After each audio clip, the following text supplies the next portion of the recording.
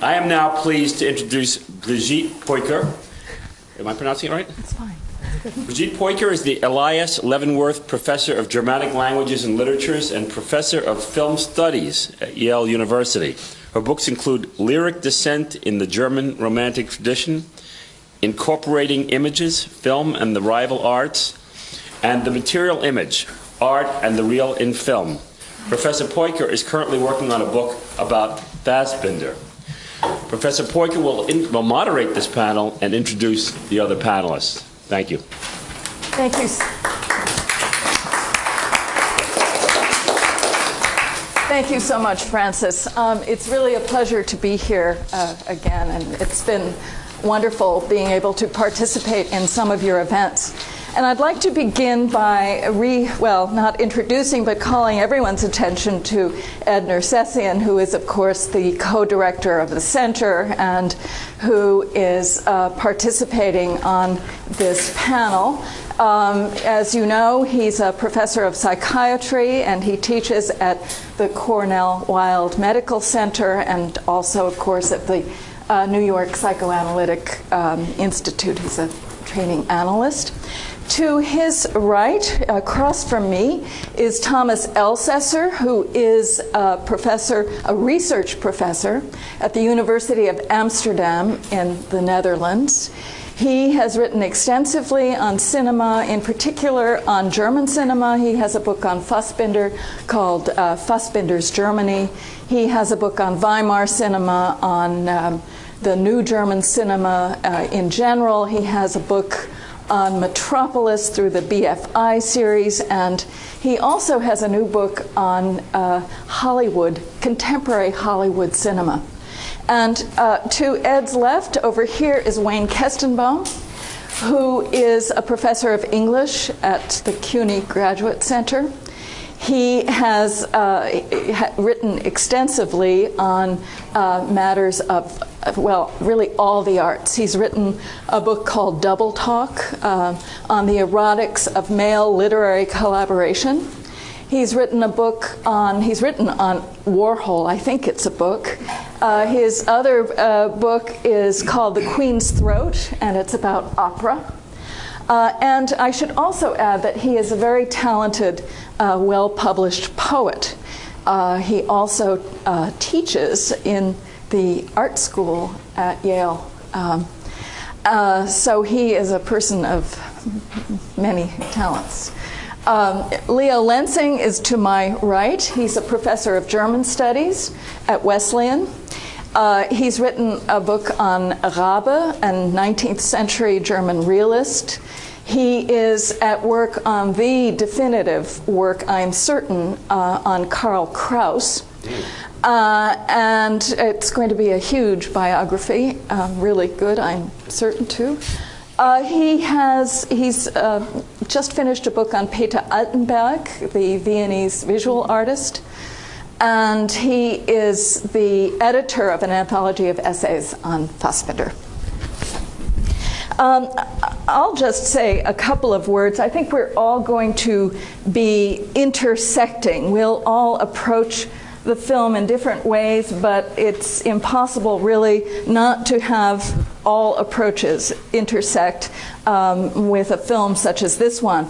I'll only say a couple of words. One is that, or to begin with, I hope to say more later, but to begin with that this has certain autobiographical dimensions. Fassbinder's lover, Armin Meier, committed suicide on Fassbinder's birthday in their the apartment they both lived in together.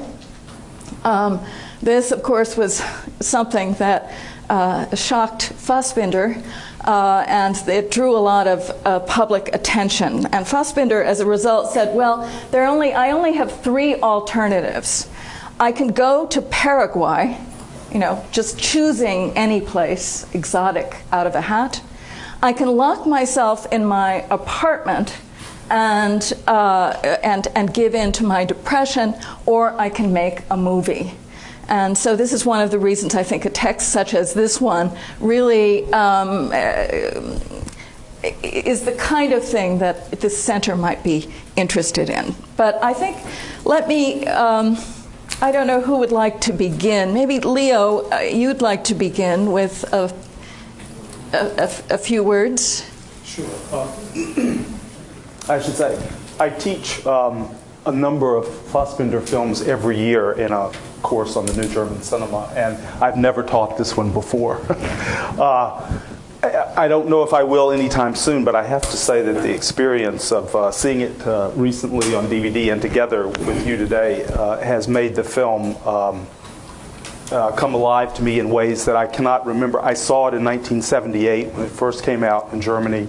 I frankly was mystified by the film. I had a hard time separating the many voices that we were trying to hear and to read through the subtitles tonight was a problem when I first saw the film.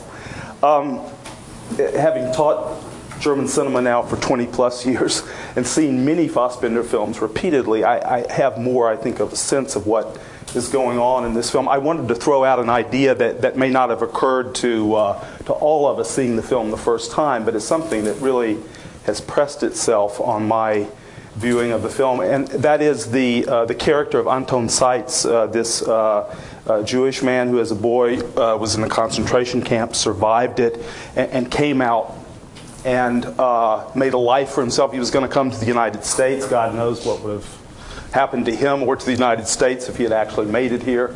But he stays in Frankfurt, and I think at some point not in the film itself, but in a text about the film, Anton Seitz says, it turns out Frankfurt is not that different from America anyway. It's the same kind of sort of capitalist. For him, it's a kind of capitalist playground. For others, a capitalist nightmare. But what interests me is in this, it's not only in this film, it's in other films. Fassbinder has created Jewish characters. I think Thomas Elsässer says this in his book, but it would be apparent to anyone who had seen a broad spectrum of films of the New German cinema. There are very few Jewish characters in these films. They almost never appear. If they do, it's almost in a very sort of broad, caricatured way, often philo-Semitic.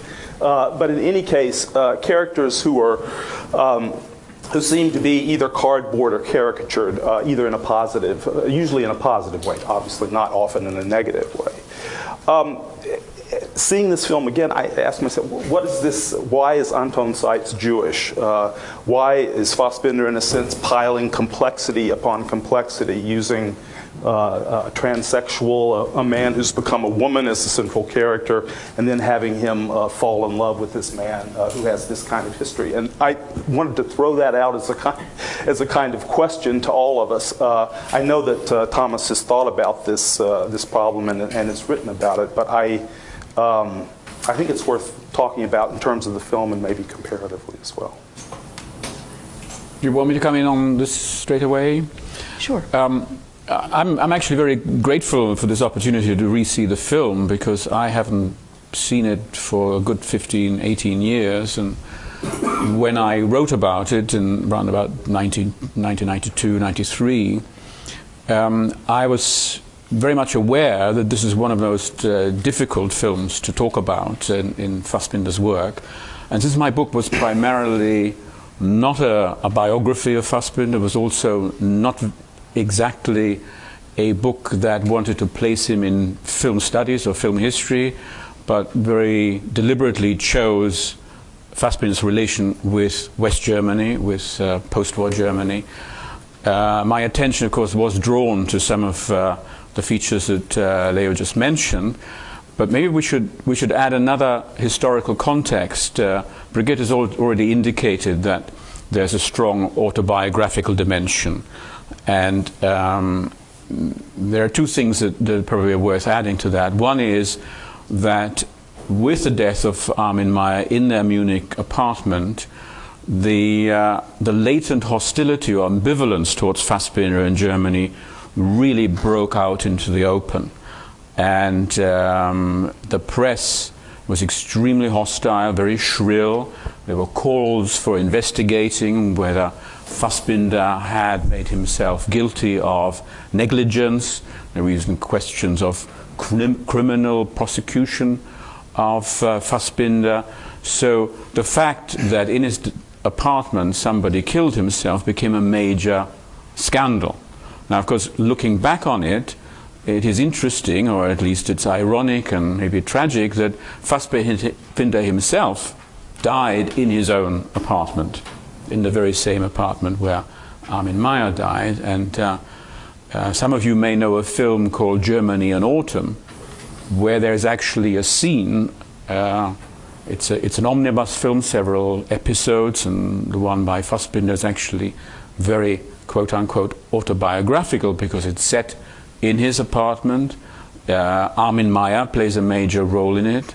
The mother, Lilo Pempeit, whom we see as the nun, as Sister Gertrude in the film, is also present. It's a chamber piece of three characters with Ingrid Carven on the end of a telephone line. So quite a few, this is a film from 1977, so the year before, so quite a few of the constellations that are in Germany in Autumn reappear in the film we saw just now. So that's another kind of intertextual relationship that one might add.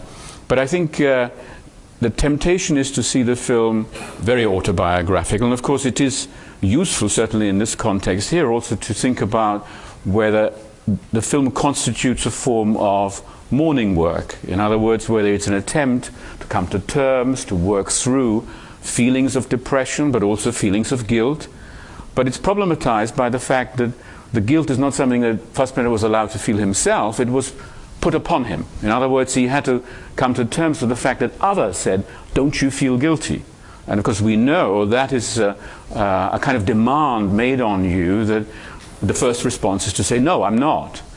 And of course that, once we think that through, we see immediately how it relates to your question, namely the post-war relationship between Germans and Jews. Or if we say Germans in inverted commas and Jews in inverted commas, because the Jews in Germany were also Germans. In fact, that's what they primarily were before they had to learn to be separate from the rest of the German community. So that relationship, who are you in relation to the guilt that's being put upon you, your sense of responsibility, was a question writ large in West Germany since 1945, and was very many times disavowed, disowned, rejected, overcompensated. You mentioned philo-Semitism as a kind of overcompensation of an anti-Semitism that was never fully discussed or analyzed. So there we already begin to see some of those complications and those layering of the film in terms of its historical references. But there's another one that struck me this time more strongly than before, and that is that Frankfurt is very much, not just happens to be the setting of the film, but very much a reference point in the film. And it's a reference point in several ways. First of all, although Fassbinder is primarily associated with Munich, and you may recall there's a little debate, should the daughter study in Frankfurt or study in Munich. What is probably useful to know, and certainly would have been known to the audiences in 1978, is that Fassbinder worked as a theater director in Frankfurt. Fassbinder had several careers, as it were, and one of them was as a quite successful theater director. And this episode of Fassbinder as a theater director ended under rather difficult circumstances, not to say under scandalous circumstances, because one of the plays that he actually wrote for the Frankfurt Theater, Theater am Turm, was called City, Garbage and Death, which dealt with several key issues of the time. One of them being, there are two other things. One is that, of course, Frankfurt is the traditional city of Jewish culture. One of the great centers of Jewish culture in Germany before the war was Frankfurt. Indeed, if you go a little bit back or a little bit forward, Jud Süß, the notorious film, is also about Frankfurt Jewry. So Frankfurt is completely overdetermined, is completely layered with these references. Now, the other thing is that Frankfurt was also one of the key cities, first of all, Adorno and Horkheimer, the famous Frankfurt School, Jewish emigres coming back into the university. In fact, creating a culture, the culture of post-war Germany, was very much determined by, on the one hand, Adorno, Horkheimer, Jewish exiles returning, on the other hand, by a publishing house called Surkamp, that also is located in Frankfurt. So Frankfurt suddenly becomes a very, very crucial point. It was also the city of student revolt of the 68, apart from Berlin. It was Frankfurt. Daniel Cohn-Bendit, famous character from also May 68 in France, came from Frankfurt. But also Frankfurt was a city, and Leo already mentioned it, which was actually thought of as being a boom town. It is the city of banks, and its name in the 70s was Manhattan. So, you see, that's where the American reference is actually already in the language. But to top all that, and this is where it becomes so tricky and delicate, is that one of the main issues of the students had actually to do with property. And it had to do with squatting, with student. You know, it's a city that housed 30 or 40,000 students, all looking for cheap accommodation. And as the city became a boom town, and banks started building and demolishing cheaper areas, well-known urban phenomenon, the pressure was on student housing, cheap housing, and those who actually were responsible, or the students thought were responsible for knocking down houses, were the property developers. Now it happens that the best known, and probably one of the most powerful property developers, was a man called Ignaz Bubis, who was at that time the head of the Jewish community in Frankfurt, and then became actually the head of the Jewish community in Germany.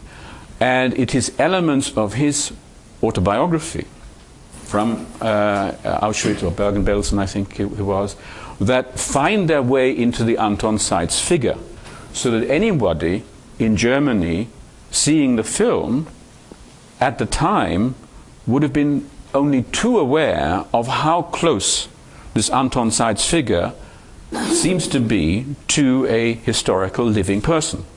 And it was the Frankfurt Jewish community that effectively banned or made sure that the play, which also incorporates some of those elements, was banned and couldn't be shown. So we're immediately getting into this very strong Frankfurt subtext, but it's one that presumably for an international audience is of very little relevance. So we perhaps need to backtrack a little bit and look at the film in a slightly different way as well. I wonder if I could interject. All of those things very much inform the film. But it's at every moment in this film, it never allows for easy dichotomies, black and white, or guilt and lack of guilt. And if we could just backtrack for a moment to go to Germany in Autumn, where in fact it might very well be a text that would show Fassbinder's guilt for his lover's death, the way he manipulates him there, the aggressiveness that he enacts against his lover suggests that very possibly, probably, and I would hope that he would have felt a great deal of guilt for that death, just as many Germans do feel a great deal of guilt vis-a-vis the Holocaust. Secondly, the question of Frankfurt, it's there, and yet it's always, almost every image is overlaid with another image. You get the interesting layering of textualities, the 3 kinds or 4 kinds of TV programs that you hear. You hear the interview with the fascist, or the program, the documentary about the fascist dictator Pinochet, which obviously has a real connection to Hitler's Germany. You have Fassbinder's interview about his childhood. You only get snippets of that. It's not that there's a continuous narrative. And you have melodramas about failed relationships in which emotional violence is enacted between different couples. But then you have the soundtrack, the documentary about Pinochet, which carries over to a very, very long tracking shot over the rooftops of Frankfurt, making the city present its real. But at that same moment in which we have this tracking shot, we have another filmic reference, lest you think that Frankfurt is about the manipulation of the real estate market by Bubats. You have the filmic memory of the long pan of the rooftops of Nuremberg that Leni Riefenstahl made so famous in Triumph of the Will. So I just want to say that at every moment there's something else that withdraws or that mitigates or that opposes one kind of reading with another. As far as the identity of Zeitz is concerned, you hear about him that he has manipulated everyone and that he's such a terrible guy. But in fact, how do you see him? You see him enacting two kinds of films. He's reenacting a scene from a Dean Martin Jerry Lewis film, and he takes the part of Jerry Lewis in all of his sort of abject gesturing, his spastic body movements.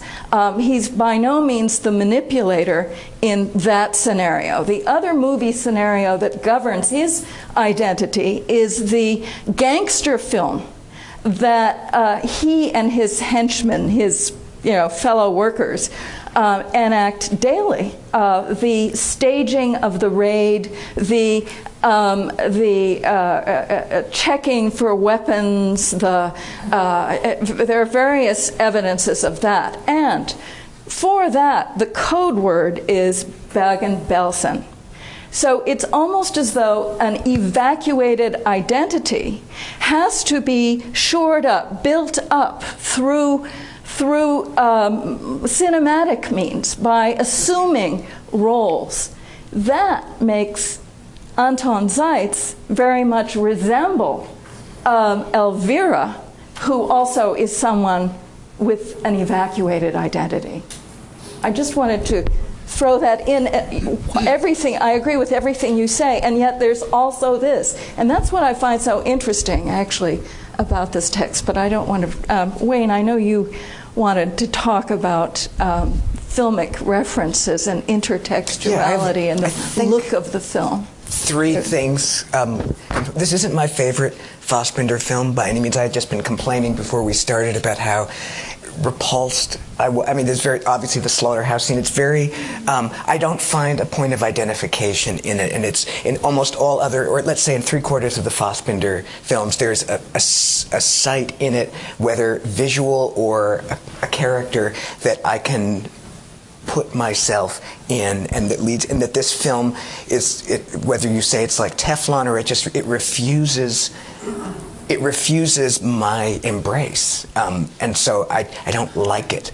I like it more after seeing it today with all of you. And so maybe there are three things I want to say. The first is, for me, the glory of Fassbinder is the intertextual use he made of his repertory players. The sort of, to see one Fassbinder film isn't really to get it all, because he repeats, these same people recur, and that gossip, the extra filmic, which is so important to Hollywood history, is equally important to Fassbinder's own reenacted simulacral Hollywood. That what went on, what we can, the tattletale stars, what they said about their lives with Fassbinder becomes another text surrounding it that enriches it. For example, as others have pointed out, the woman who plays the nun is Fassbinder's mother.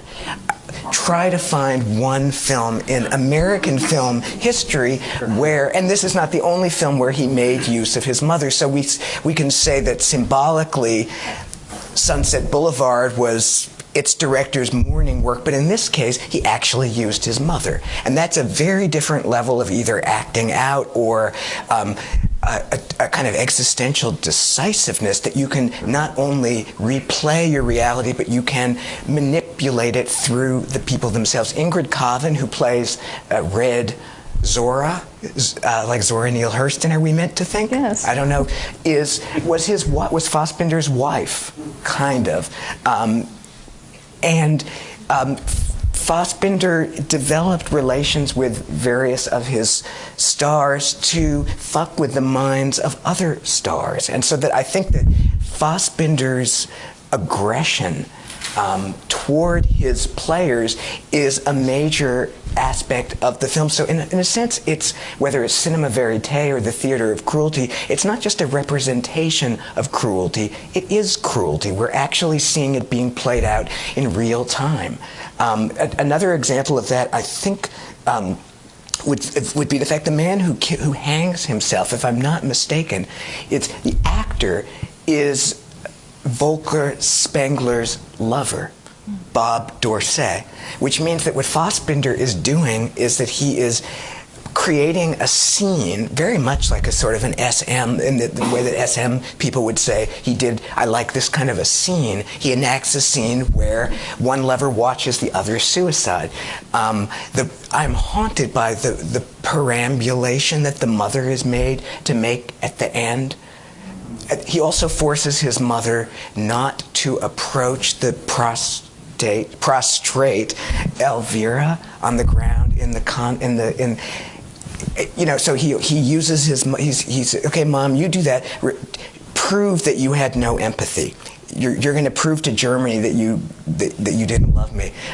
So that's the one thing, his use of his stars. And to this extent, he's very much like Warhol and his superstars in the factory. And there's the same sense of blame that adheres to Fassbinder as did to Warhol. He made Edie Sedgwick kill herself.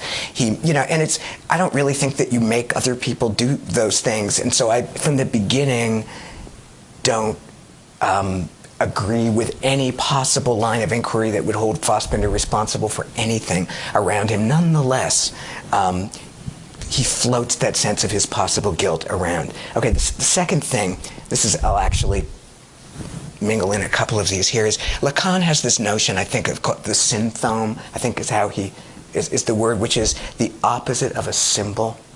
It's, I read it as a kind of a manifestation of idiotic enjoyment, I think he described. But I would use his notion of the synthome to describe in Fassbinder the way that aspects of the decor work against the allegories and the plot of the movies.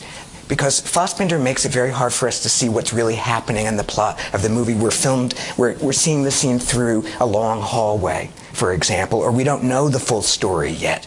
What's happening in a Fassbinder film is that we're given the spectacle of shiny surfaces that are kind of beautiful and kind of tacky, but that yes, they have an allegory or a symbol, a symbolic reading that's possible to associate with them, but on the most basic level, they resist the stories we tell of them. And I would just say that the shininess of the abattoir, the bathroom, and Elvira's strange apartment, there are very few symbolic vocabularies that could describe the shine of Elvira's surfaces, which we're made to look at much longer than we are allowed to look at Elvira's face for her interiority.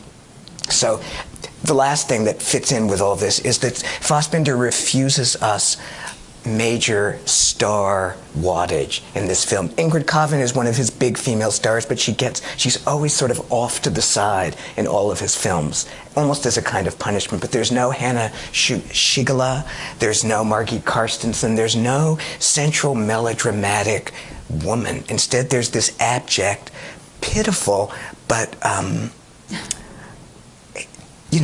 there is an absence at the center of the film where there could be Irm Hermann, one of these other women. Somebody want?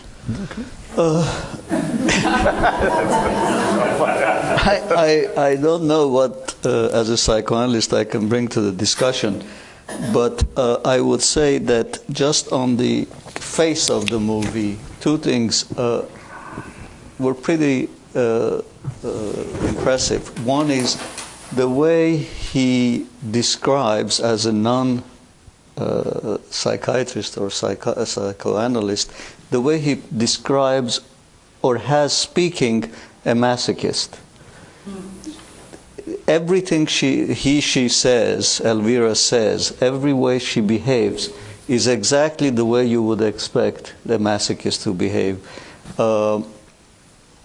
This way of being the victim, but yet not being fully aware that they are the victim because they've caused it. So everybody else has done something to them, hasn't understood them, hasn't given them what they wanted, has asked them that if you want me to love you, you have to be a girl, and he's gone and has castrated himself.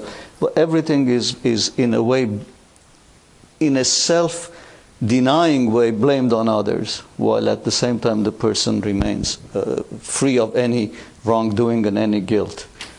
The second thing that impressed me about the face of the movie is that I personally felt very agitated, and I've seen it now twice in the last 4 months, at the beginning of the movie. The first 2/3 of the movie make me feel restless and agitated. And then after Elvira goes and cuts her hair, there is a certain calm that comes about. And this is the way it works with anybody who's going to commit suicide. After a period of agitation, where the depression dominates everything, and they're agitated and angry, and over little things they're screaming and yelling, like in the slaughterhouse scene, you can hear this shrill voice going stronger and stronger and stronger. And then at that point, everything becomes, it has a certain strange kind of calmness to it. And I find that uncanny that he would figure this out. And at that time, you also see what he portrays again very nicely in this film, which is typical of suicidal patients, is that they've decided to kill themselves, but there still is a little hope that somebody would save them. And inevitably, nobody saves them, and those are the successful suicides. Now, so going back to what has been said, I think some of the business about the interview scene on the television, it must be an allusion to the fact that there are autobiographical elements in this movie. And I think Armin killed himself sometime at the end of May. And this movie is made very soon after that. So you know that you are dealing with somebody who is writing and is going to then film a story or a movie where his own mind is dealing with grief and mourning. And the way his guilt is very nicely seen in the first part of the movie, and I think he has tremendous amount of guilt in addition to whatever else the people in Germany put on him, is through back and forth of identification. You can always think of, is Elvira Armin or is Fassbinder Armin? No, I mean, is Elvira Armin or is Fassbinder Elvira? Because there's this back and forth of who is who and who's done what to whom and how you are going to overcome what has done to you. And so I think that's how he's working out his guilt, which is again typical, the identification when there is a great deal of ambivalence, and Fassbinder seems to me was overwhelmed with ambivalence. His rage comes out in all those scenes towards all the people. There's just rage everywhere. That ambivalence is also going to make it very hard to overcome the loss of someone. I believe I read someplace he was celebrating his birthday in Paris when Armin killed himself in Germany. And so that mental state is present, I think, in that agitation that we see in the beginning of the movie, because his own mind is agitated.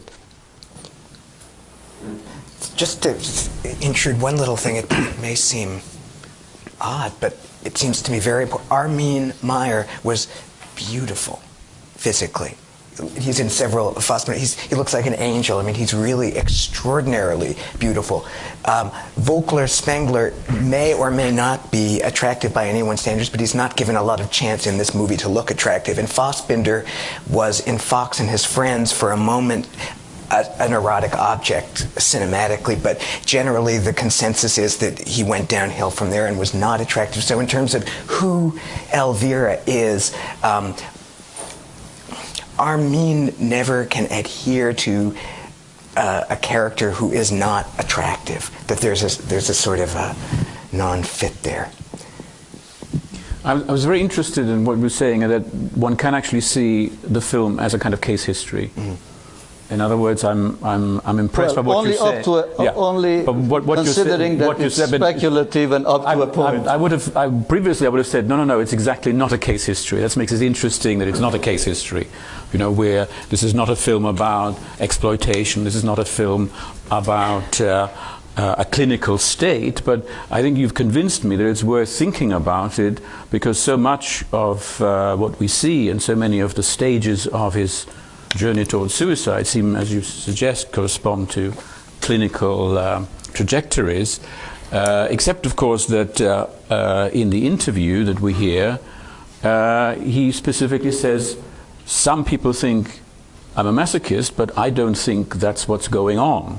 Now, I don't know whether disavowal is part of the masochistic symptom, so that doesn't get him out of it, but clearly it shows that Fassbinder is extremely aware of psychoanalysis in its clinical sense and can actually use it to build on some of those other layers we're beginning to talk about, which may or may not correspond to a clinical state, but which have these resonances that are both can be historically very specific, like I indicated about Frankfurt, there's a very specific history there, but can also be allegorical in a wider sense, as Leo was suggesting, that it actually takes aboard really major issues that German filmmakers very rarely tackled so directly, issues that West Germany is still confronted with.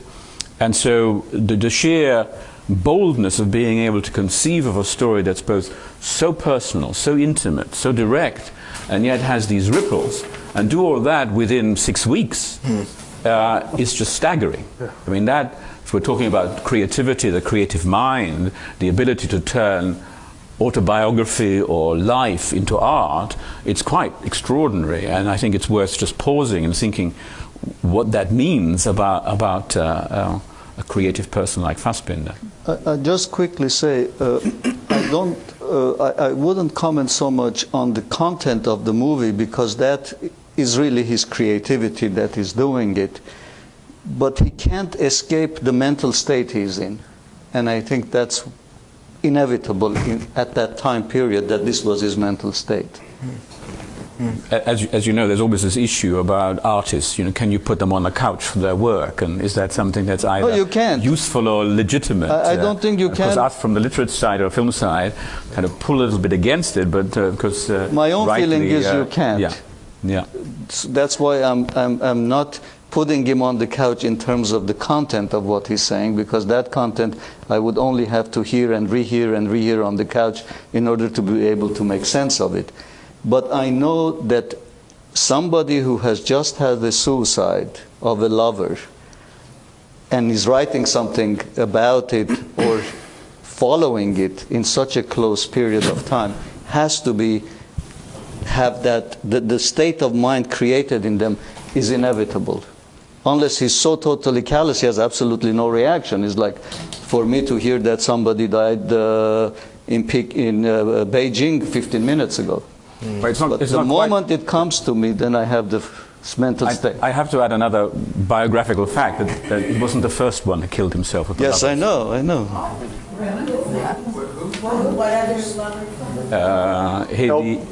El-Hadi Ben Sali. The star of Fear Eats the Soul. The hero of Ali, yes. I wanted to come back to stress something that Thomas just said, and maybe also come with a question for you as well. One autobiographical thing about myself, this was a total stroke of fortune or misfortune. I was in Germany between December of 1977 and the summer of 1979. And I mean, I have to say I didn't know, obviously had no idea of what was going on with Fassbinder except what I read in the newspaper. But I do remember the mood in the country, which was very dark after the events of the fall of 1977, which, I mean, there was a hijacking, as you may remember. Some of the terrorist members of the Red Army faction were committed suicide in jail, in prison, although it was thought for the longest time that they had been murdered. And certainly when Fassbinder made the film, what had happened there was still very much up in the air. And he was very, as you said, he was very affected by this, and we see it in the Germany in Autumn film. I have no doubt that that's part of the work of sort of mourning and despair that informs this film is also political, and we see him bringing in Pinochet and other elements of what's happening in Germany is I think one way of him trying to put his mourning into perspective. One final thing I wanted to say about Jews in German films in this period, the television broadcast of the fairly awful miniseries Holocaust actually happened after this time. I think maybe in February of 1979. In any case, after Fassbinder made the film, and I was there for this for the reaction in the press and on radio and TV. You would not believe how shocked many Germans were, even Germans who had lived through the Second World War, and how they expressed the fact that they had forgotten these things or supposedly not known them. But there was a sort of a general confession going on in the German population during this period, which makes Fassbinder almost look prophetic in the way that he really dealt with this before the floodgates of memory or repression were opened in the spring of 1979. Well, as you know, as a consequence of the Holocaust series being shown in Germany, filmmakers actually decided, a number of new German cinema filmmakers decided to make films to put, as it were, their side of the story. And you had Silberberg making Our Hitler, you had Edgar Wright's with the first Heimat series, you had Fassbinder himself, Marriage of Maria Braun was inspired by what was actually an initiative taken by Kluge, Alexander Kluge, who himself made a film called The Patriot.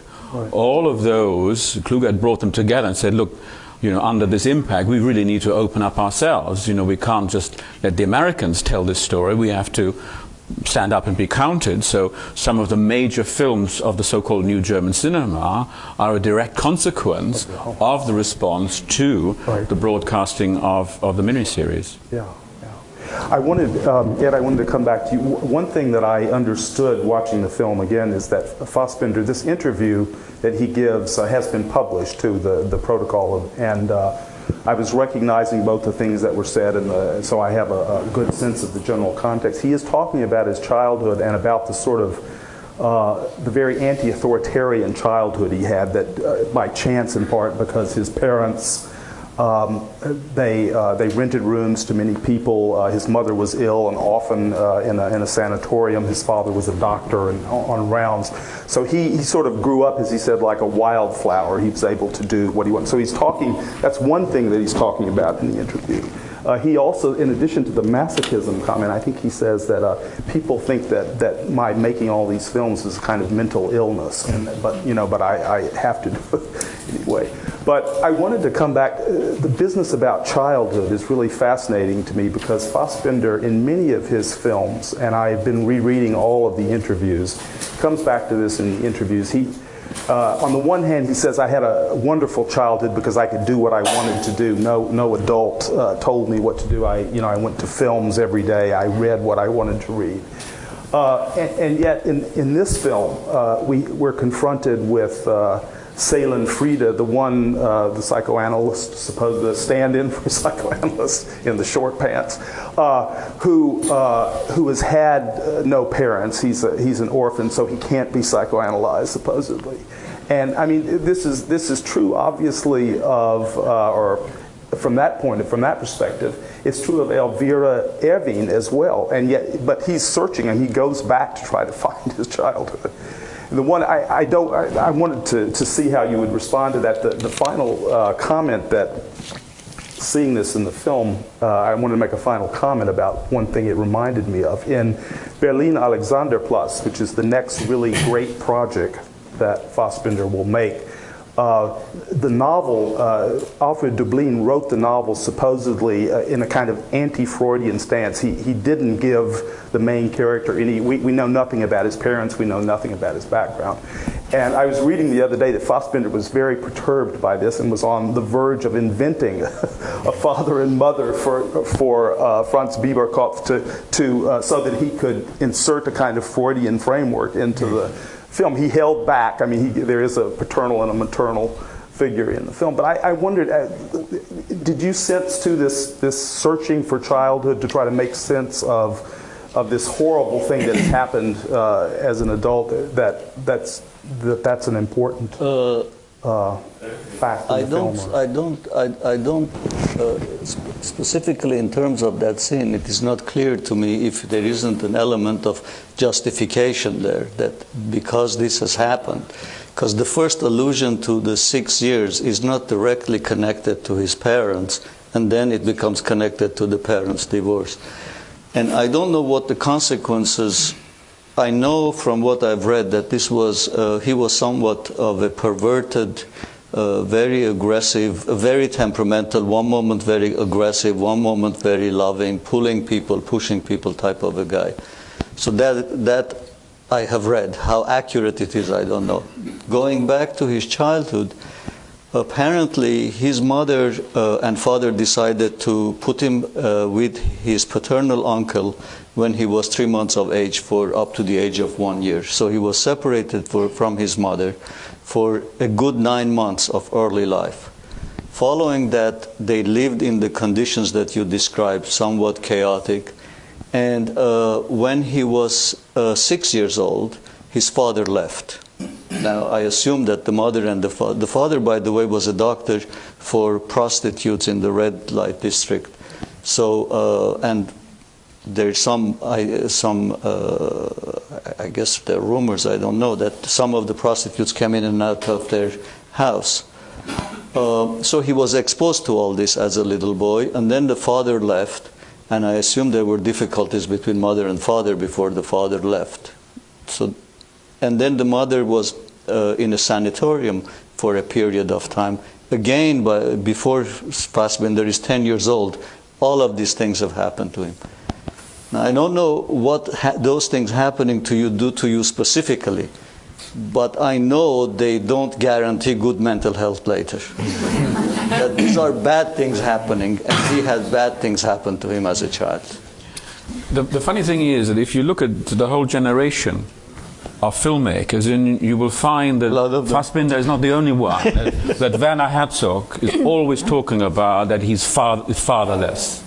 Wim Wenders' films are all about fatherless men. So it immediately becomes part of a generational issue, and it obviously has a name to it, which is called the Fatherless Society, which is Michelik's book that everybody read, and that was, as it were, part of what made that generation fatherless. Not so much that they didn't have fathers or difficult childhoods or divorced parents, but that there was a text, a psychoanalytic text that explained to them why they should feel the way they did about, passive-aggressive behavior, problems with the Oedipal trajectory and identity and so on. So again, it's almost a kind of cliche by that to say this was a fatherless generation, or that Fassbinder was fatherless. But we have a direct reference in the film to that historical situation, because Elvira, Erwin's Weishaupt's mother, has to disown the son because her husband comes back from the war. So it's a whole generation of women who had to survive, make do. Sometimes, there are all these stories about prostitution as well, in order to make a livelihood. And then, in 56, 58, sometimes 10 years later, the husbands would come back from imprisonment in Russia. Fassbinder wasn't fatherless. So exactly. So, but the film actually imposes on the character, or gives the character, a biography that is much more than an individual biography. It is indeed one of those generalized biographies of West Germany in the 50s and 60s.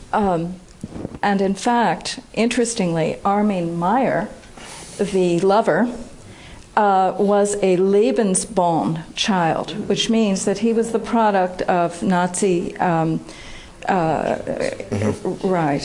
genetic experimentation. And his mother, in fact, did abandon him to a convent, bring him to a convent at the end of the war. So you have a kind of intermingling of biographies again. You have Fassbinder's mother, her body, standing in for a kind of good mother for the character, but speaking of the bad mother at the same time, a kind of collapse of identities that you can see also in the way in which German-Jewish relations are configured. There is an earlier film, just a year or two earlier, Fassbinder's film called Despair, which was an adaptation of the Nabokov novella. And there is a film within the film, in Despair, that is the story of a group of gangsters in the 30s, and hence there are connections to this film. Those gangsters are chased by the police. The policeman's name is Brown, think Nazi period. The gangster's name is Silverman. But the two are brothers. Brown, the policeman, goes into the house where Silverman is hiding out, and he wants to bring him out and ask him to surrender himself. At that point, Silverman says, he evokes an Oedipal scenario, and he says, well, Mother always loved you more than she loved me. We don't know this because we don't see this, and shortly thereafter we see only one of them coming out. We think it's Brown because by the way, they're twins, I should also say. They're twins. We think it's Brown because he's wearing the policeman's uniform, but in fact it's Silverman, and Silverman has killed Brown. Now, what fascinates Herman, the main character of the film and Nabokov's novella, is that they're played by the same actor. And this sort of plays to a 30s film or early 20s film technology in which one actor will portray two characters with the line down the middle.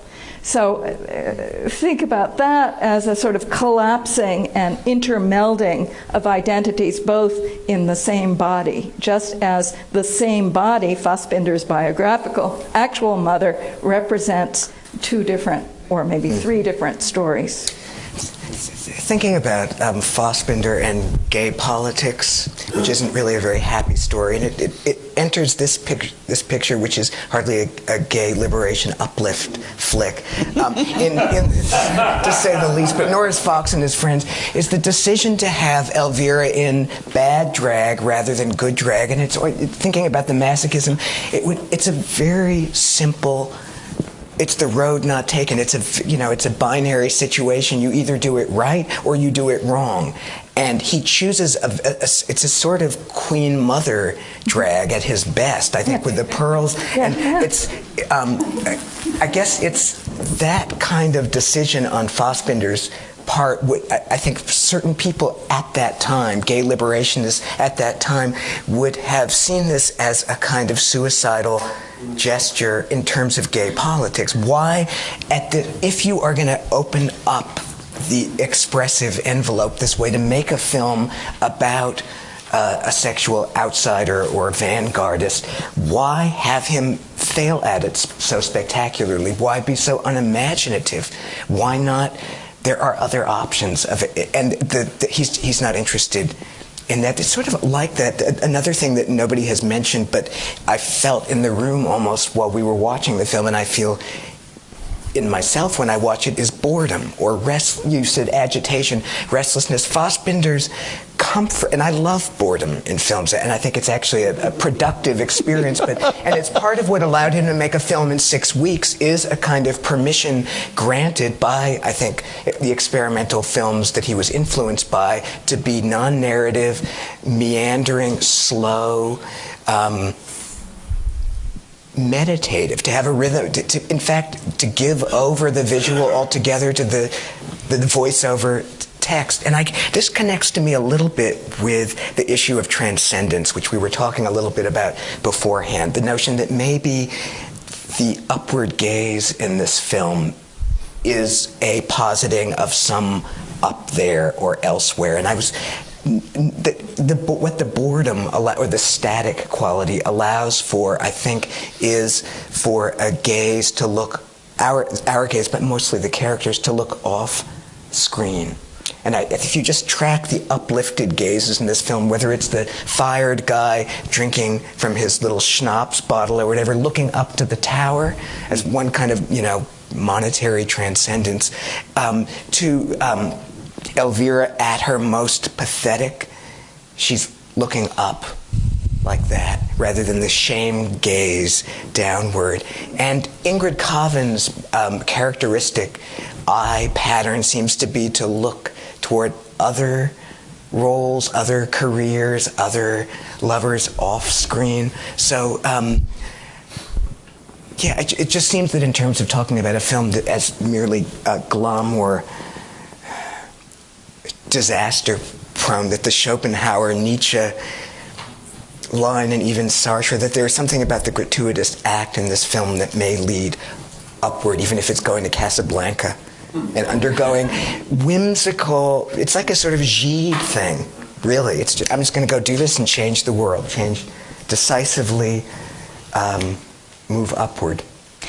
We were talking earlier about whether transcendence is made possible in this film, and I know there were varying thoughts about that, and you, Thomas, were talking about the Christological narrative that informs this, and these are stations on the way to the cross, Passion, and I wondered if you wanted to actually that intersects with what Wayne was saying about the upward gaze. I don't think I could quite agree with you that I felt that it was a different mode from a Hollywood movie, obviously, but I wouldn't have put bored as the term, right?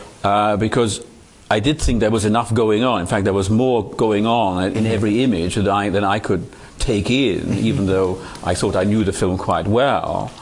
I noticed things, for instance, that I'd never noticed before, that in the slaughterhouse scene, at the moment, as you see the water washing down the blood, on the soundtrack, you have something about Christian having tried a car wash. Right. And, you suddenly say, well, is this accidental, or are we now to make something of it? Is this transgressive? Is this blasphemous even? And a lot of, what we're talking about now, the Christological one, is also to do with, blasphemy. I mean, there are things, to make Bergen-Belsen your code word is in this context very transgressive. So I was constantly, more than bored, it was actually the dread of what happens next, or what comes next. Can it get worse? Is there anything that we haven't seen yet? So it was more that sense that kept me sucked into the film. I would agree, not in a necessarily pleasurable way, but certainly I was kind of brought in and sucked in and felt myself gripped, maybe by a sadistic kind of intelligence gripping me, but I certainly felt that very strongly. And to what extent this is something that we are indeed meant to experience. You said you couldn't feel that you loved this person.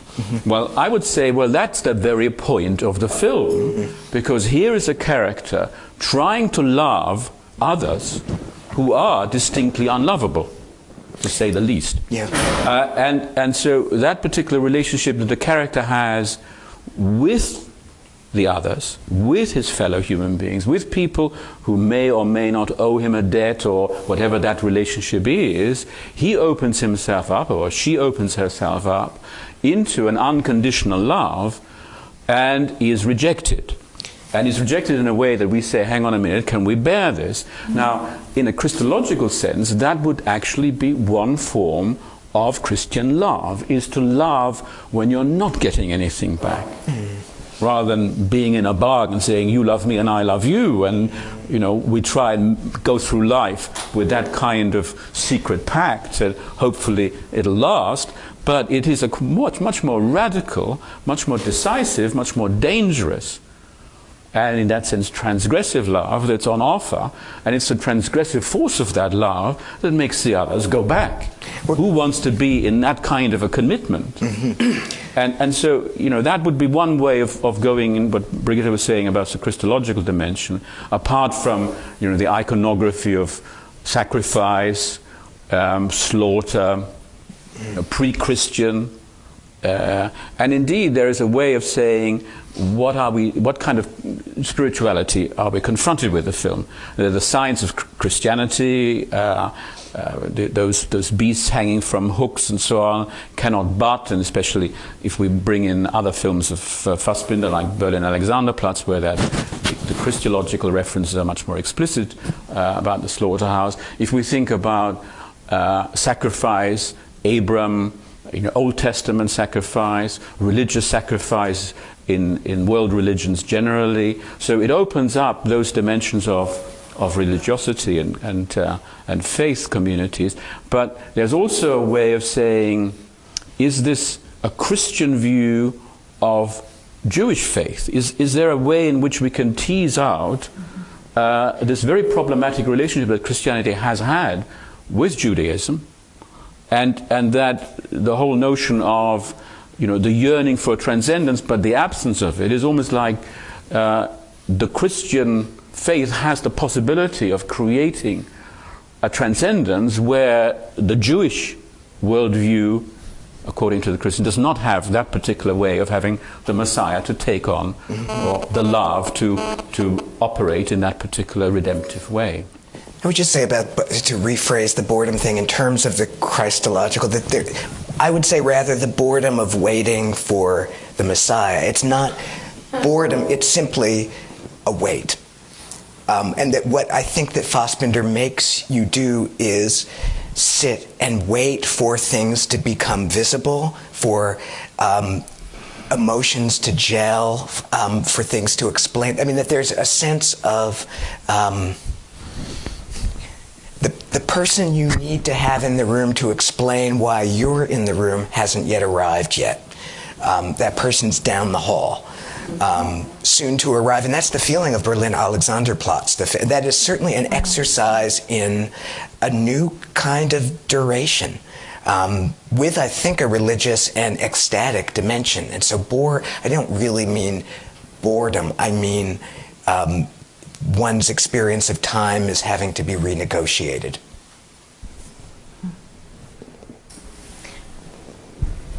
I had a couple of things that people could reflect on. One, to return to the idea of psychology in the film, I guess I wondered what people thought. I mean, it seems that he makes a very explicit use of it. There's a developmental narrative, and then there is the castration complex is made real in the film. And I guess I wondered if anyone had any reflections on his use of that theme. And the second question I had to do with in terms of love. It seemed to me that the female characters did actually respond to Elvira in a way that was very different than the male characters, and that they did, even surprisingly, a woman who had been so abandoned by her husband seemed to still love him, and this other woman, we don't know exactly the relationship. And then a third very tiny point, in the insistence on the spelling of Zeitz, is he insisting on the Jewishness of the name, or is it just not clear? The arbitrary sign.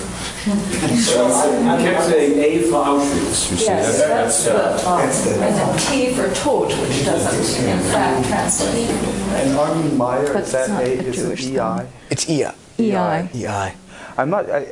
I think it does have to do with the Jewishness in some ways. Certainly, I mean, the name Meier, for example, and EY would be Jewish. AI or EI would not be normally. Although, I mean, it's actually very difficult to know. But it must have something to do with that.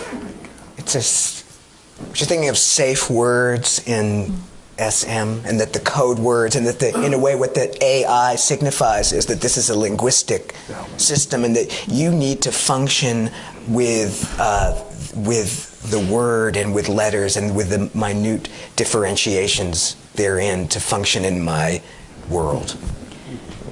Although those are constantly. There was a point that you made about you didn't feel that the killing of the cattle was part of anything, and I found that one of the most mesmerizing parts to there. I literally couldn't hear what was saying.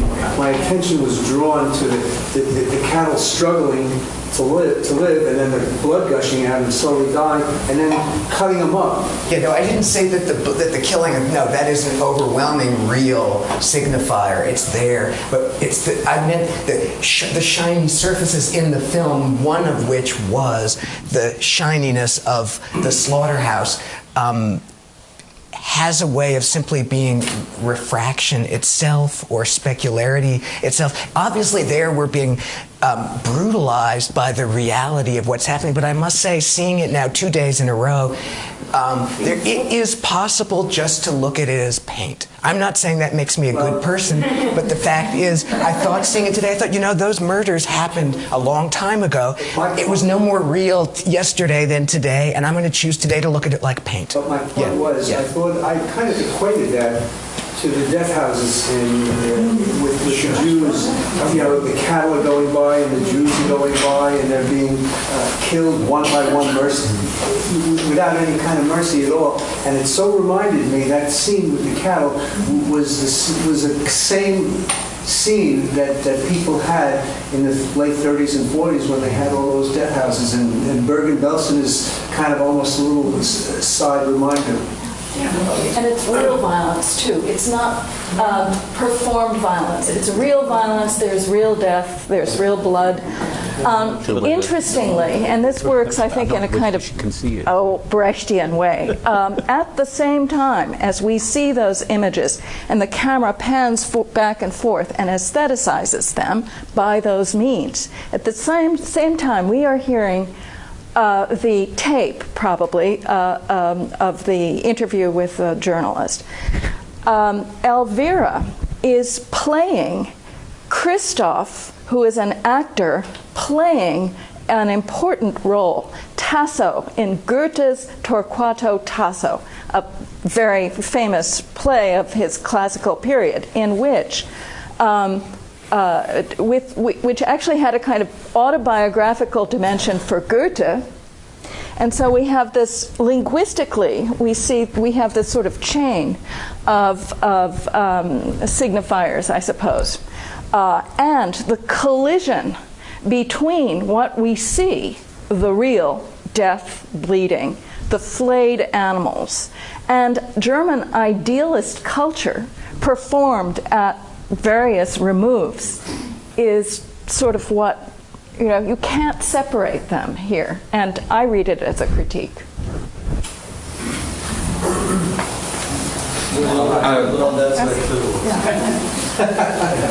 There's a gentleman there who's trying for about love. I felt, you know, he was in a very bad situation until his wife passed, and he helped, and he tried to make sure that his daughter did not get killed. And he did all of this. That's when he really started to grow. He started to dress differently. He went where he had to do. His mind got better. And then he accomplished this. He accomplished this thing that his daughter would not get into a lot of trouble, even get killed. And then when he saw, and he still might have had some love for this AI giant, I forget what his name was. And then he saw this billionaire with the young girl, the young woman, or the woman. And then he saw, well, because he probably still had something from the past, with that man in his mind. So he cut his hair, and he decides he's going to go, he's going to try and be part of that family. It seemed like. Now this was a wonderful thing. The daughter loved him. The daughter actually loved him. The wife, what was still a wife, she turns out to be not so hot. I mean, she couldn't even let him be there, whether she loved him or not. Plus, he was castrated. I mean, he was castrated. That was a very sad thing. Otherwise, maybe he could have. But he was really growing. It seemed to me, you know, it was give and take. What was going to happen to him? I thought maybe he might kill the guy with a scissor because he loved him, you know, before he went out there.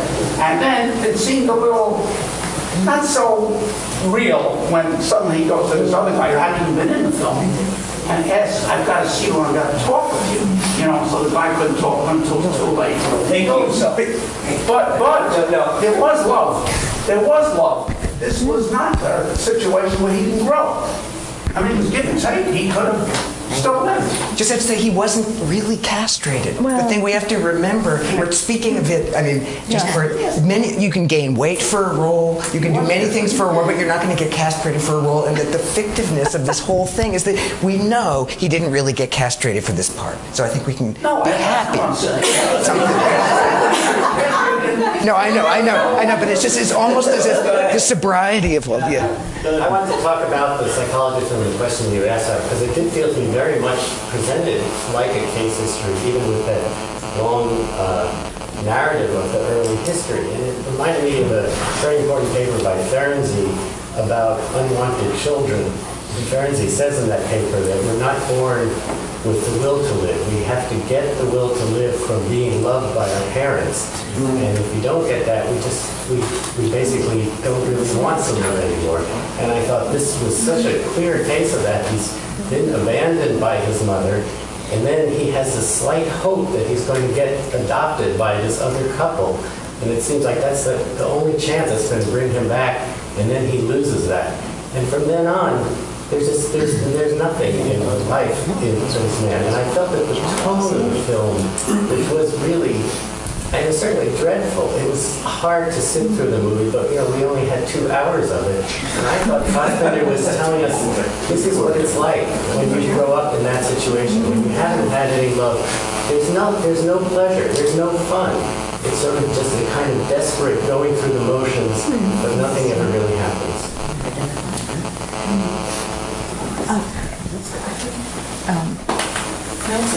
I just want to admit, wasn't Fassbinder a fact? He didn't stomach. Yes, fat. Because then Elvira says, I'm fat, I'm hard, and one of the points, a short point about related provenance, when you think about Bergman, it's useful to think about Strindberg, obviously. You couldn't think about scenes from a marriage without thinking of Strindberg. And then obviously you mentioned it when you think about Fassbinder. It's almost impossible not to think about Brecht. And then to think about one of the things that is a keynote of Brecht's dramaturgy is the Verfremdungseffect, the estrangement effect, which is the elements which you see in the film. For instance, as we see the slaughter, the abattoir scene, and at the same time you have the countervailing kind of transcripts and narratives going on at the same time, constantly prevent the willing suspension of disbelief. So getting back to Ed's point, and then when you don't have the willing suspension of disbelief, you don't have catharsis. And that's there. It seems to be, in some senses, the film, does it strike you people? It has emotion, but it's anti-cathartic. There's no element in which you as a viewer, nor can those in the film experience, except in minor instances, that element in which horrible things occur, and you are able to expunge that horror. I think you're absolutely right about the structure of the film, which is epic in that sense. It's discontinuous, separate scenes, black in between, fading out, and so on. So the dramatic structure clearly indebted to Brecht. But I would say what goes on in the film is at least as much indebted to Artaud.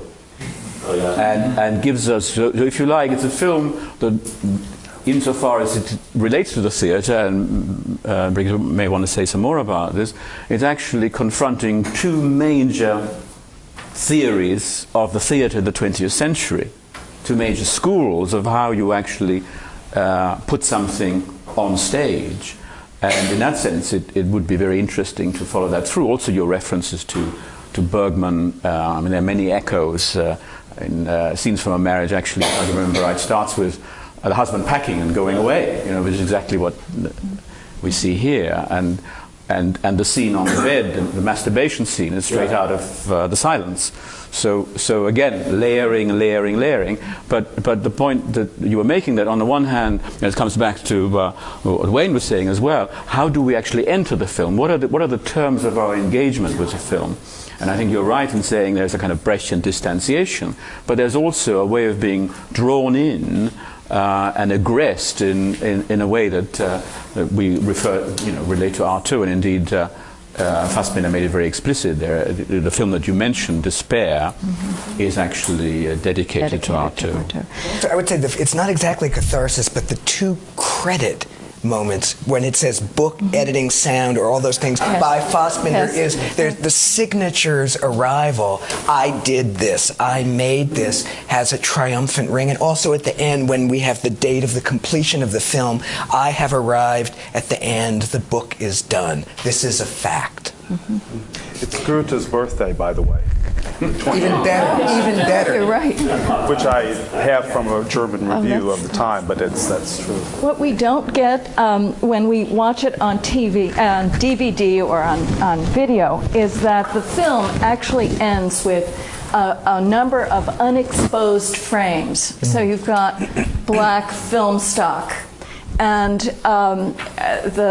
you could follow this through, but there's a sense in which the film texts various modes of engaging us, various materialities, never come together in a unified body. So, and there's a sense in which the film itself, like the animals, is flayed. It's denied that kind of the organic wholeness that, for instance, a Goethean aesthetic would insist upon. I think it goes further. The flaying is actually one of the key myths of the artist. Yes. If you remember Michelangelo, Sistine Chapel, there is the artist himself holding up his own skin. So that goes, what you're saying, the triumphalism of I did this, fits it, is coupled with the notion of the artist as self-flayer. Yeah. So you know, that what we talk about, the how autobiographical is it, and how much does it convert some life into art? You know, Fassbinder's actually signed it with precisely that issue. It makes the close-ups of the skin of Elvira more painful. The skin is really. But insofar as it's also the flaying of Marsyas, it's the artist who lost the battle with Apollo. With Pan. Yeah. I was interested in what Ed said about the masochistic element of the film. And I have one question for you, and then I want to make a comment. The question is really if you could situate for us where the pleasure is in this victimization. Is it the humiliation? Is that what you're referring to? Well, there are many places for the pleasure. One of them is that the other guy is always the bad one. Something nice about the other guy always being the bad one. Right. It's the discharge of the brain. Sure. Okay. And again. The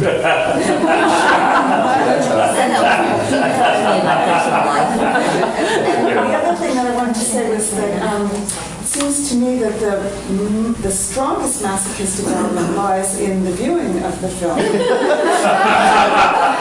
Fassbinder really does make of the viewer. I agree with you 100%. It's extraordinarily boring in the sense that there are many novels that I don't like reading, but am thrilled to have read and then enjoy teaching or writing about. But it doesn't mean that they didn't bore me in the sense as I read them. But I would never have gotten up and walked out of this film because there is, why do we stay and watch this film?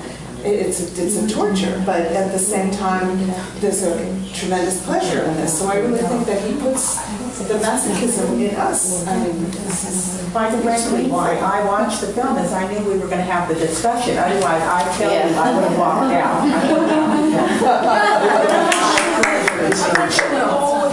There are people that take time for discussion and didn't leave because they draw some kind of pleasure from this film, but it is a terrible pleasure. Forget a little bit.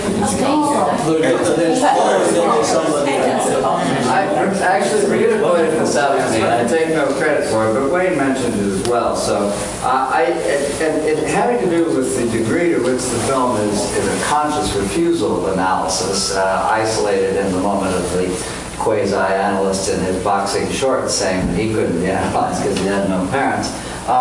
Schopenhauer plays, whose relation to Freud is that of a mentor, plays a very extraordinary role in this film. The mother, Sister Gudrun, is reading Schopenhauer, and it must be a truncated world as well as an idea, but because it's a very skinny book. But she is reading Schopenhauer, and earlier we hear about the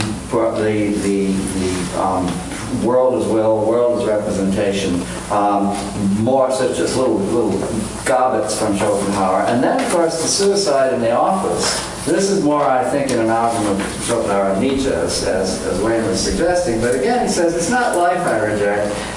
It's the framework of life in which I find myself. And a very, sort of a very interesting moment in the film, and an interesting reflection on, the existential question, why not commit suicide and so on, which we associate more with Sartre and Camus. But Schopenhauer seems to play a particularly prominent role, and I wonder if it can't be understood as Fassbinder saying, perhaps in denial, no, it's not Freud I'm interested in here. It's Schopenhauer, and the problem that there is no reality, but that our representations and the way in which we exert our will representing are so inadequate. And I'm not interested in Freud because Freud takes it that there's a repressed reality, and I'm not sure what I know the repressed reality to be.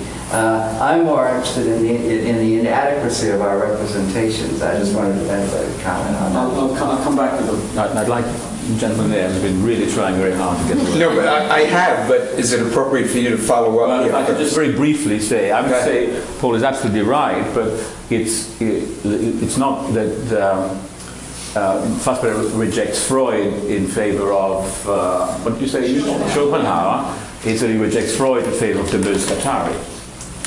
This film is about the Deleuze-Guattarian version of identity, multiplicity, fragmentation, flaying, dispersal, and so they're a very contemporary, at least at the time.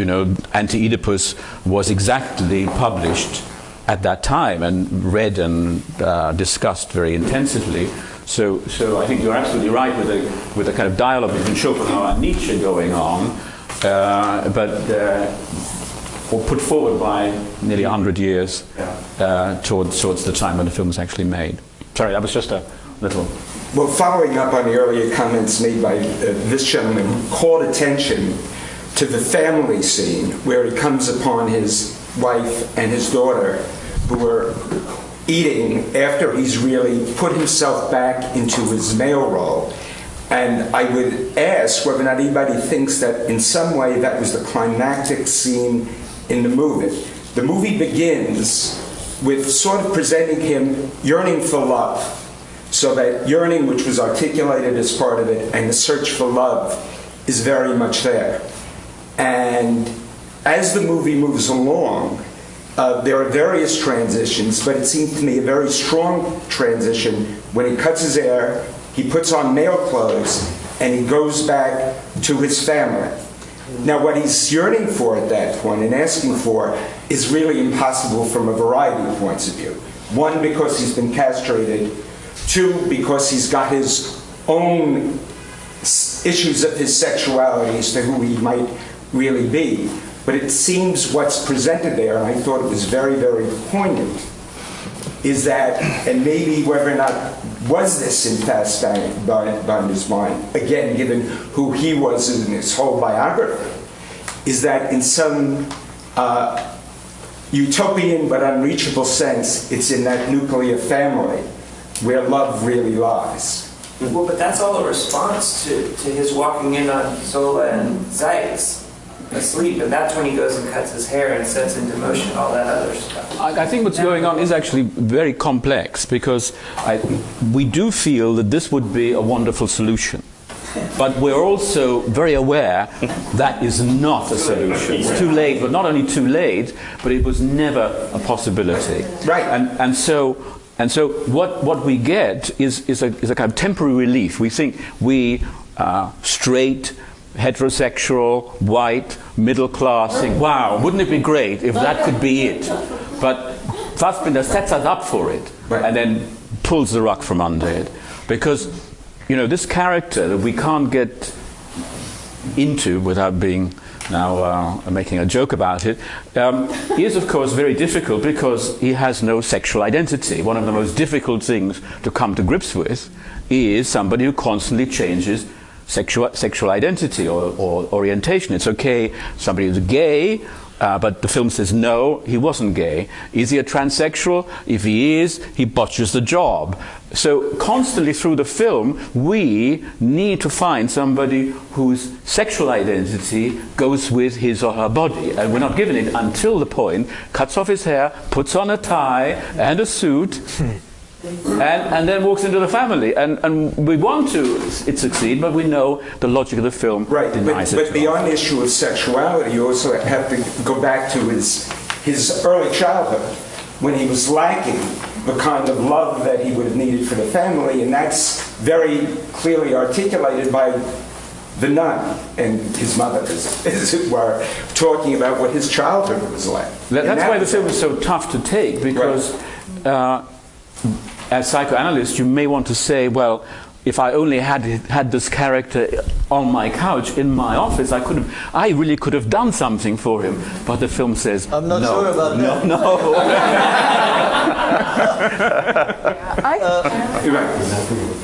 I thought you were going to say that it was the turning point because it's the moment, I agree with the gentleman over here, where he actually has love but rejects it because the daughter genuinely loves the father. It's true they can't live together. That's true. And yet, at that moment, when someone offers it and it seems to be represented as being genuine, he turns away. But it was also right at that point that things really go downhill, as it were, and you know that suicide is inevitable after that. Well, I think, as I said before, suicide was inevitable when that decision was made to cut the hair. I agree, absolutely. Because he knew that wasn't working. He knew that wouldn't work. And also the way he walks out and he's holding his breasts. I noticed that he kind of was touching his breasts as he was walking in that suit. And his gait is so distinctive through the entire movie. I mean, in the opening scene where he's getting beaten up, he's like the cows in the slaughterhouse scene, the way he staggers off and then crawls into the bush, and then at the end after he cuts his hair, he's still got that sort of mincing gait. There's nothing right about that. It's all wrong. It just looks, it just doesn't look. Cancer floods. He gains more pride. It's similar to the guy that kills himself. As the movie goes on, he gains more pride in himself. He dresses different. He does all the things. For him, suicide was the thing. Yes, that was the solution. I'm just wondering, since I found the film to be particularly painful to watch, how well did it do at the box office? I could not have been a particularly popular. Always better in this country than in Germany, of course. Always better in this country than in Germany. Fassbinder became very popular in this country in the sort of art cinema circuit and is studied at universities, of course, and actually showed his films at the New York Film Festival. So he and became very popular in France, but Germany, which is cinematically backward, took a long time to find him interesting. It's true that this is, but you know, does one always have to, if one reads a novel or looks at a painting, the emotions that those texts evoke aren't always pleasurable, but they can be interesting. But not painful. Well, maybe painful. I don't know how painful. If you are, yes, you feel empathy, but if you see it as many, times as someone studying it would see it, you approach it as a text and differently. So I think, I think we have this feeling about movies that they should be there for our pleasure, various kinds of pleasure, not just simple pleasure, but that somehow they should do this for us. But that's not. Look at $12 a ticket, I think. I think it's also Oh, sorry. Yes. To me, it seems that the movie represents problems about searching one's identity. Am I a murderer or am I not a murderer? Why did he bring that whole horrible scene with those dying animals into the movie? Meaning to say we all are murderers. I'm not the only one. I also, everybody kills. It has something to do with his wish to make some sort of peace with his inner self. Am I part of a murdering country, or is everybody like this? And maybe I will find an excuse. And he cannot find a solution. Even the suicide is a form of not being able to find a solution for his enormous feeling of guilt.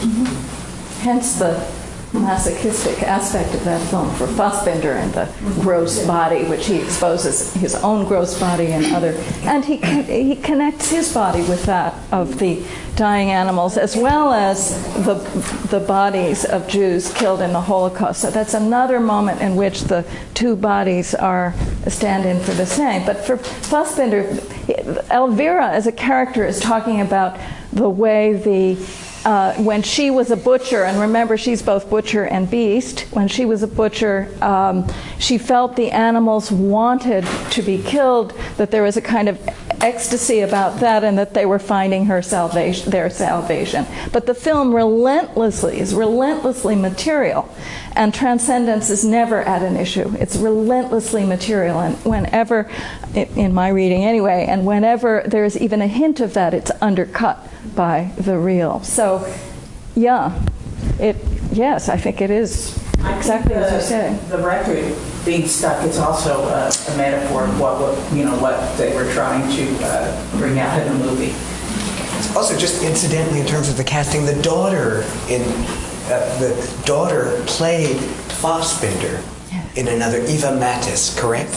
Yes. I don't know what to make of it, but it seems to say that cross-dressing is salvation. Somehow, if the redemptive figure in this movie, in The One Place of Love, is the daughter who was elsewhere Fassbinder, that may be the after his death.